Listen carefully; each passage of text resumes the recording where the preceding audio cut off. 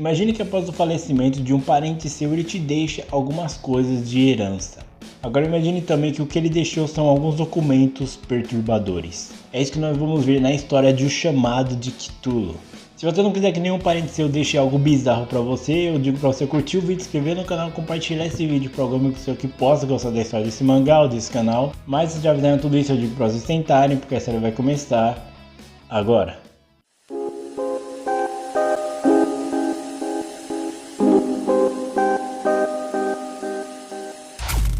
A história começa com um homem fugindo de algumas pessoas. Ele consegue despistar esses caras e vai até o apartamento dele, só que ele fala que ele não tem mais saída agora. A única coisa que resta para ele fazer é relatar tudo o que aconteceu. A história volta a algum tempo no passado, onde nós conhecemos o protagonista, o Francis. O Francis, ele tá recebendo o testamento do tio-avô dele que acabou falecendo e deixou toda a herança para ele. Ele fala que o tio-avô dele era tipo uma espécie de professor, arqueólogo, bastante respeitado ali na cidade. Um tempo depois, o Francis ele tá separando algumas coisas, decidindo que ele vai doar para os museus, para alguma instituição. E é quando ele encontra alguns documentos um pouco estranhos do tio-avô dele. Inclusive uma espécie de escultura mostrando uma espécie de polvo gigante. Junto com essa escultura, ele encontra um documento chamado de Culto de Cthulhu. Ele então começa a ler para descobrir o que é aquilo. Nós voltamos alguns anos no passado com o tio-avô do Francis. Ele fala que um dia chegou um homem lá que seria basicamente um prodígio agora da arte, da escultura, completamente atordoado, mostrando para ele uma espécie de placa feita em argila que ele fez. Aquele homem, aquele artista chamado Wilcox, ele não sabe exatamente por que ele fez aquilo. Ele fala que ele teve um sonho e quando ele acordou ele já tinha feito aquela lápide, aquela espécie de placa bizarra. E não só tem esse desenho desse povo meio estranho, como tem algumas escrituras que ele não sabe identificar o que é ou até mesmo ler aquilo. Ele fala que desenvolveu tudo aquilo depois de um sonho bizarro que ele teve sobre uma cidade gigantesca com enormes pilares que ele não sabe nem mesmo dizer se essa cidade é real ou não. E ele fala que durante esse sonho ele ouviu uma voz que dizia Cthulhu Fektahen. Não sei se é assim que se pronuncia, mas ele fala basicamente isso.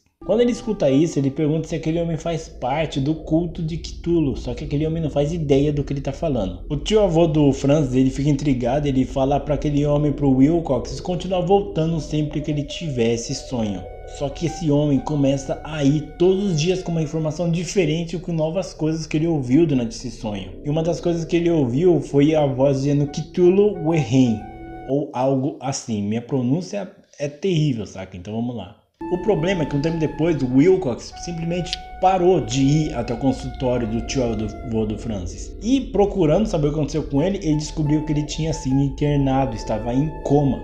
Os médicos não sabem dizer exatamente o que aconteceu para ele entrar em coma. Só que eles falam que volta e meia ele meio que murmura coisas como ele viu no sonho dele uma criatura gigantesca, colossal. Então eles não sabem dizer por quanto tempo ele vai ficar nesse estado. É relatado pelo tio-avô do Francis que após esse evento com Wilcox, várias coisas bizarras começaram a acontecer. Pessoas começaram a ter surtos esquizofrênicos simplesmente do nada.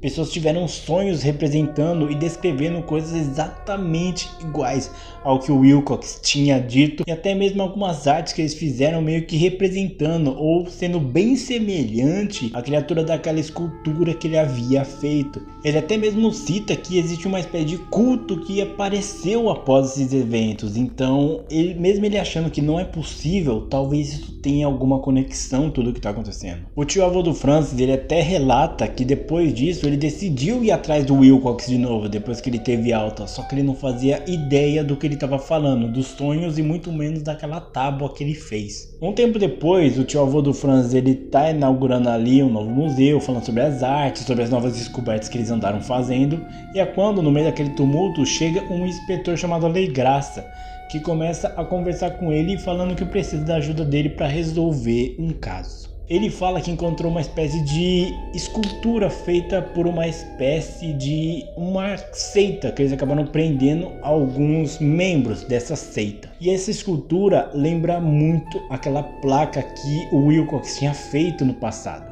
Aquele inspetor então se reúne com o tio avô do Franz e outras pessoas que estão ali para tentar desvendar o que seria aquilo, porque estava em posse de um culto. E é quando uma das pessoas que está ali, ele acaba identificando, ele fala que já viu uma estátua semelhante àquela uma vez. Ele fala que durante uma das expedições dele, que também é um policial, em volta desse culto, ele descobriu que algumas pessoas faziam sacrifícios em volta de uma estátua que era muito parecida e até mesmo semelhante com aquela. Enquanto eles estão ali conversando, os dois delegados, os dois policiais, têm uma coisa que é em comum. Eles repararam que eles sempre cantam uma música bizarra.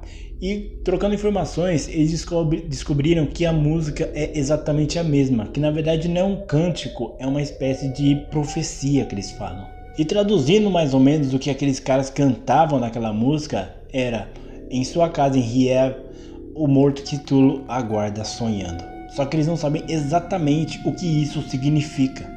Aquele delegado Legrasse, ele até fala que ele não pode mais falar do que isso, porque senão ia atrapalhar a investigação, só que ele pode falar como que isso começou. Ele fala que um dia ele estava trabalhando quando chegou um cara completamente desesperado na delegacia, falando que um culto que fica no norte acabou invadindo a aldeia onde ele mora e sequestrando muitas pessoas, inclusive a esposa e o filho dele. Aquele homem então leva o delegado Legrasse lá, e o que ele vê é uma das cenas mais perturbadoras que ele já viu em toda a vida dele.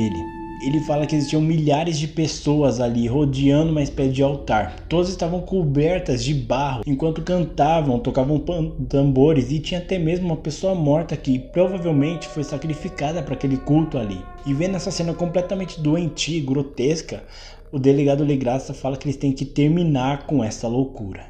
O policial da Legrasse, ele fala que quando eles foram lá meio que parar toda aquela loucura, ele reparou que é como se as chamas daquelas tochas formassem uma espécie de criatura que estava observando eles. Por mais que isso deixasse eles um pouco assim inseguros, eles decidiram ir e parar com aquela insanidade. E foi quando aquelas pessoas ficaram extremamente hostis e atacaram eles. Uma puta de uma chacina aconteceu ali, porque por mais que os policiais estivessem muito mais bem armados que aquelas pessoas que basicamente eram, pessoas loucas e desarmadas, elas continuavam atacando os policiais, mesmo sabendo que não tinham chances de vencer. Até o momento que aquilo simplesmente parou. Eles prenderam aquelas pessoas que estavam ali também, e eles até mesmo desceram aquele corpo de lá. E o mais bizarro é que, olhando os cortes daquele corpo, eles falam que aquilo não foi feito por uma faca ou uma lâmina, aquilo parecia que foi feito muito mais por um animal. Depois de toda essa loucura, eles levaram todo mundo preso e eles decidiram conversar com um homem que estava meio que representando aqueles lunáticos ali. Eles descobriram que eles são uma espécie de marujos, então eles meio que viajavam pelo mundo espalhando essa doentia ideologia deles. Ele tenta primeiro conversar com aquele homem, perguntando o que está acontecendo, e é quando aquele homem começa a falar coisas bem desconexas. Ele fala que eles seguem uma ordem que pertence a deuses antigos, muito antes da humanidade surgir. Ele fala que esses deuses vieram para a Terra e eles fundaram uma cidade chamada de Yela. E, de novo, essa pronúncia é horrível de falar. Mas ele comenta que esses seres, eles despertam quando as linhas e as estrelas se alinham. Eles têm poderes quando isso acontece, só quando não tá assim, o poder deles fica bem enfraquecido. Ele fala que esses seres, mesmo estando adormecidos, eles conseguem se comunicar telepaticamente. Então eles escolhem aleatoriamente um representante para espalhar a palavra. E eles falam que eles são ordenados a fazer isso, porque um dia, quando as estrelas se alinharem e os cosmos ficarem no momento certo, os antigos deuses irão despertar e irão destruir toda a humanidade. E com isso, eles finalmente terão, digamos assim, a recompensa merecida por tudo que eles fizeram. E quem irá guiar isso, basicamente, quem será o responsável por tudo isso, é o grande Cthulhu. O Legrasse tenta tirar mais informações de onde que isso começou, só que ele fala uma localização que não existe, só sabe que fica na Arábia. E ele até fala que as pessoas que começaram essa ordem, eles tinham meio que uma sabedoria tão grande que eles conseguiriam ler até mesmo o Necronomicon, que é um grimório muito antigo que foi até mesmo banido, ninguém tem mais acesso a esse grimório. Nós voltamos então para o Francis, onde ele fala que a investigação está tomando um rumo que ele não imaginava, né? Tudo começou com um simples caso de histeria, só que agora está avançando muito mais do que ele imaginou. E é quando ele repara que naqueles documentos que o avô dele deixou para ele tem o endereço do Wilcox, então ele decide ir visitar ele. O Francis e o Wilcox começam a conversar e ele até pergunta como que tá o doutor e tal, só que o Francis fala que ele acabou falecendo, né? Eles continuam conversando e o Francis indaga se ele já tinha lido alguma vez os relatórios que o tio-avô dele tinha deixado, só que o Wilcox fala que nem sabia que ele estava escrevendo esse tipo de coisa. Ele então começa a questionar ele, só que o Wilcox fala que depois que os sonhos pararam, a mente dele ficou muito nebulosa, ele não consegue lembrar de muita coisa, ele só ficou com alguns pequenos fragmentos de memória. Ele lembra, por exemplo, da criatura bizarra que ele viu, que ele fala que é até difícil ele explicar algo que a mente humana não consegue nem mesmo conceber. E além disso, ele também, a única coisa que ele consegue lembrar é daquela frase que toda hora falavam pra ele, né, que era Cthulhu Fallen, alguma coisa do tipo, saca? E ele até vê que ele fez uma outra escultura ali do Cthulhu, daquela criatura que eles adoram, e ele até fala sobre o tio-avô dele questionar se ele era do tal culto de Cthulhu, coisa que nenhum dos dois sabe dizer o que é exatamente.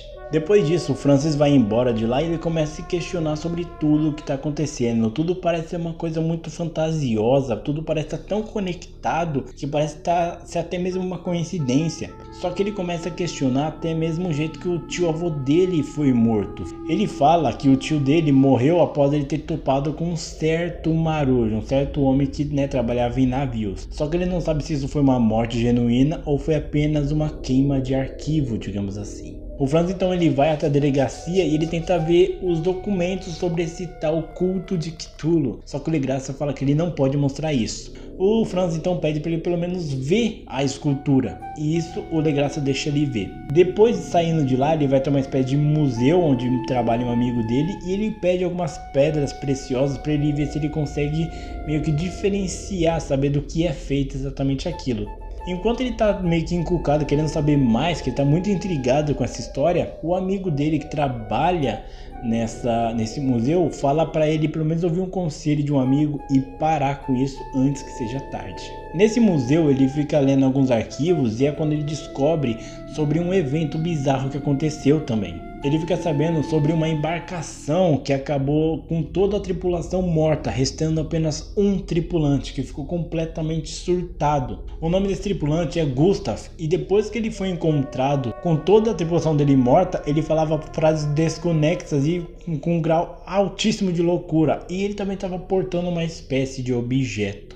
O Franz então ele vai na Nova Zelândia, onde esse caso aconteceu, e ele vai até uma espécie de museu. Ele fala com o cara do museu se ele consegue descobrir o endereço da pessoa que deixou aquela estatueta ali, e aquele cara fala que sim, e que se ele quiser ver a estatueta, ela tá nos fundos do museu. E quando ele chega lá no fundo daquele museu, ele descobre que a estátua que está lá é exatamente a mesma que o delegado Legraça tem. E é quando nós vemos que chegou um homem estranho atrás dele, e ele comenta que ele conseguiu o endereço, só que esse homem está suspeitando de algo. Chegando na casa onde o Gustav morava, ele é recebido pela esposa do Gustav. Ela fala que o Gustav acabou morrendo depois disso. Ele fala que um dia ele estava andando na rua e algo acabou caindo na cabeça dele, causando a morte dele. Só que antes disso ele deixou algumas coisas anotadas e ela pergunta se o Francis gostaria de ter isso, e ele aceita. E quando ele está vendo os documentos ali, ele vê que tem muitas coisas desconexas, até mesmo a escrita era difícil de entender. Só que um dos desenhos que ele vê naquelas artes é a imagem de um ser bizarro. Nós vamos então para o dia em que o Gustav encontrou essa estatueta bizarra. O Gustav estava no meio de uma tempestade com os tripulantes ali do navio que ele estava, e ele até lembra de no fundo ele viu uma espécie de, digamos assim, tornado bizarro ao longe. Depois que a tempestade parou, eles encontraram com um navio, uma espécie de embarcação ao longe. E essa embarcação fazia um sinal para que eles fossem embora. Eles acharam isso um pouco estranho, talvez que aquelas pessoas precisavam de ajuda, então eles se aproximaram. Só que quando eles estavam mais perto, aquelas pessoas levantaram um canhão para eles e começaram a atacar o navio deles. Uma treta bizarra começa, porque enquanto eles têm armas assim para se proteger, eles não têm canhões, então eles não estão conseguindo destruir ou até mesmo inutilizar os canhões daquela embarcação com aquelas pessoas estranhas. No meio de toda a treta, o Gustav consegue derrotar todas aquelas pessoas, e como o navio dele está praticamente destruído, eles decidem ir para a embarcação desses caras, já que ela estava intacta. O problema é que quando eles chegam naquela embarcação, eles vão ver como que ela tá. Tem um pequeno problema, eles não têm mais gasolina para fazer aquele lugar funcionar e também que eles não tinham mais mantimentos. Então qual seria a lógica disso? Eles estavam pedindo para ir embora, sendo que talvez eles fossem morrer ali. Não seria melhor eles pedirem ajuda do que atacar uma possível ajuda que seria bem-vinda nessa hora? Eles não entendem o que está acontecendo. E é quando um dos tripulantes fala que tem uma coisa perturbadora no porão. Quando ele chega lá, tem uma espécie de altar pro Cthulhu e tem até mesmo ossadas humanas ali dentro, ou seja, alguma coisa muito perturbadora estava acontecendo ali. Enquanto eles estão pensando o que eles vão fazer, porque se acabar a gasolina dali, eles vão ficar à deriva ao mar e provavelmente vão morrer, um dos tripulantes fala que eles estão vendo uma ilha, o que seria impossível porque eles estão no meio do nada. E olhando pelo binóculo, ele de fato vê uma ilha estranha ao longe. Conforme eles se aproximam daquela cidade, eles percebem que aquela cidade não faz sentido estar ali, porque ela não consta em nenhum dos mapas da região, não era para ter absolutamente nada lá. Se aproximando mais da cidade e entrando nela, eles falam que aquela cidade não está destruída, só que a anatomia e até mesmo a estrutura de toda aquela cidade não faz o menor sentido. Tem escadas que vão, por exemplo, de lugar nenhum para nada, então eles não sabem dizer exatamente o que é aquilo. Eles continuam andando e separam que por todo lugar tem algumas escritas estranhas, tem até mesmo uma espécie de escultura para o Cthulhu em uma desses prédios bizarros que tem lá. É quando eles se deparam com um enorme portão, coisa que tem a escultura assim gigantesca do Cthulhu na porta. Um dos tripulantes fica curioso e se aproxima da porta, fazendo com que ela abra. Eles não conseguem ver nada do que está acontecendo lá dentro, mas é quando ele olha para baixo e algo aterroriza ele. É quando algo pega ele, deformando, derretendo completamente o corpo dele. E é quando o Cthulhu sai de lá de dentro. Completamente aterrorizado, todos correm desesperadamente para fugir o mais rápido possível daquele lugar. No meio de toda essa destruição, várias pessoas morrem e eles conseguem chegar até o navio deles. Eles tentam fugir e é quando aquele Cthulhu faz com que as ondas voem longe, jogando o barco para muito longe. E mesmo assim, mesmo aquela cidade voltando a ficar submersa agora, o Cthulhu continua atrás deles. E ele percebe que dessa vez eles não vão escapar. O Gustav, numa tentativa desesperada de pelo menos conter essa criatura, ele consegue fazer uma manobra e com a força das ondas fazer com que o barco se choque com aquela criatura, matando ela no processo. Só que em vez de matar a criatura, ela se desfaz em espécies de átomos que sobem até as estrelas. E eles não sabem dizer o que diabos acabou de acontecer. A única coisa que o Gustav sabe é que o tripulante que sobreviveu com ele está em um estado completo e total de loucura enquanto ele carrega aquele maldito totem também. O Francis fala que isso que ele contou pra gente foi tudo o que ele conseguiu encontrar. E ao mesmo tempo ele sente que agora ele corre perigo por tudo isso. De alguma maneira ele entrou em contato sobre algo maior do que ele, maior do que toda a existência da humanidade. E que talvez muitas pessoas matariam para manter esse tipo de coisa em sigilo. E que tanto o Gustav como o tio e o avô dele não morreram em circunstâncias normais, eles foram de fato silenciados. E que ele decide agora pegar essas coisas e guardar para que uma outra pessoa consiga cuidar dessas coisas. Porque ele sabe que quando as estrelas se alinharem e os cosmos estiverem na posição certa, o Cthulhu vai aparecer, ele vai destruir toda a raça humana. E é dessa maneira que acaba a história de Chamado de Cthulhu. O Chamado de Cthulhu é sem dúvida uma das histórias mais conhecidas e famosas do H.P. Lovecraft. É bizarro, como você imagina aqui, ele transformou uma criatura que é basicamente uma mistura de polvo com humano e dragão em um ser completamente icônico, conhecido no mundo inteiro.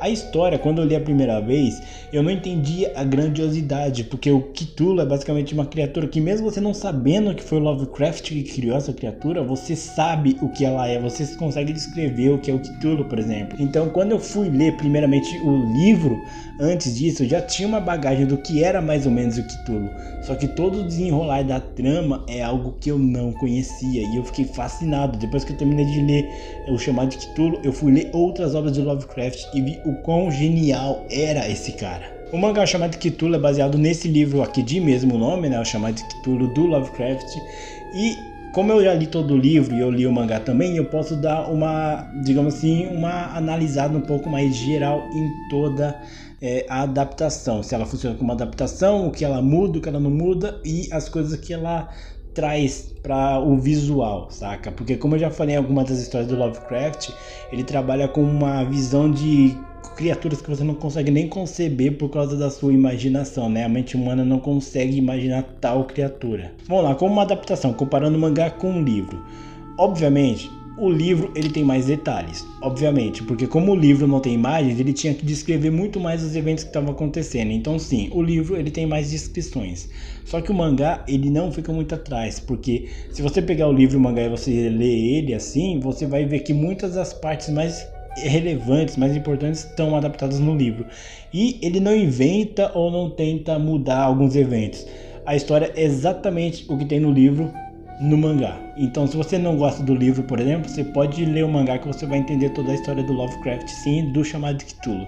Uma das partes, por exemplo, que eu estava mais curioso de ler, de ver quando eu li o livro, foi a parte do culto de Cthulhu, porque a maneira que ele descreve o jeito que o culto agia é muito mais explorado aqui no livro, sabe? Aqui você sabe que beleza, eles são pessoas loucas, surtadas, que meio que fazem oferendas e fazem uns rituais meio bizarros assim para o Cthulhu.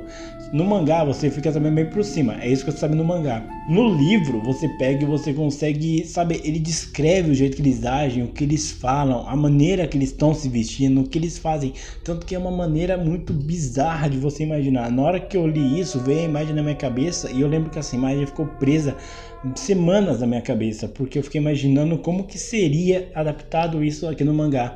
E é uma adaptação boa, entende? Só que eu acho que pela descrição do livro ela é mais impactante. Vou falar aqui uma palhinha pra vocês, só pra vocês verem como que eles descrevem essa cena, por exemplo, onde o inspetor Legraça ele meio que encontra o culto de Cthulhu. Então só uma palhinha pra vocês verem como que é melhor descrito. Sem roupas, esses seres híbridos urravam, berravam e se contorciam circulando uma monstruosa fogueira, no centro da qual, revelando por ocasionais rachaduras na cortina das chamas, havia um grande monolito de granito com 8 pés de altura, em cima da qual, incongruente com uma pequena estrutura, descansava a noviça estatueta esculpida, de um amplo círculo de 10 estruturas montadas em intervalos regulares com um monolito cravado de chamas como centro suspenso. De cabeça para baixo pendiam os corpos estranhamente desfigurados dos poceiros indefesos que haviam desaparecido. Era de dentro de círculo que a roda dos adoradores saltava e rugia, da direita para a esquerda, no interminável bacanal entre o círculo de corpos e o círculo de fogo. Então, obviamente, o mangá ele é bom? Sim. A arte do Go Tanabe ajuda pra caramba. Você vai gostar muito dessa história, sabe? Se você for ler o mangá, o Go Tanabe ele consegue trazer toda essa estranheza pra cá. Então é muito bom o mangá. Como eu falei, o livro eu recomendo vocês lerem. Se vocês quiserem comprar o mangá, ler o mangá depois ir pro livro, eu recomendo bastante, porque como eu falei, o livro ele tem mais descrições sobre tudo que tá acontecendo. Essa foi só uma pequena parte do culto de Cthulhu, então eu recomendo que vocês leiam sim o livro do Lovecraft, que é muito bom. O Go Tanabe recentemente está sendo publicado aqui no Brasil, como por exemplo o Chamado de Cthulhu, que acabou de sair. Também tem um outro que é A Cor que Caiu do Espaço, que é muito bom também. Nesse encadernado que eu tenho aqui, ele também tem essa história, eu já li, é uma das minhas histórias favoritas do Lovecraft, junto com o Chamado de Cthulhu. Então diz aí o que vocês acharam dessa história, o que vocês acharam de Chamado de Cthulhu, se já leram o mangá, já leram o livro, querem que eu traga mais histórias do Lovecraft aqui pro canal? Deixa aqui nos comentários pra eu saber, não esquece de curtir o vídeo, inscrever no canal, compartilhar esse vídeo para algum amigo seu que possa gostar da história desse mangá ou desse canal. Mas então é isso, eu agradeço bastante o dinheiro de vocês e até mais.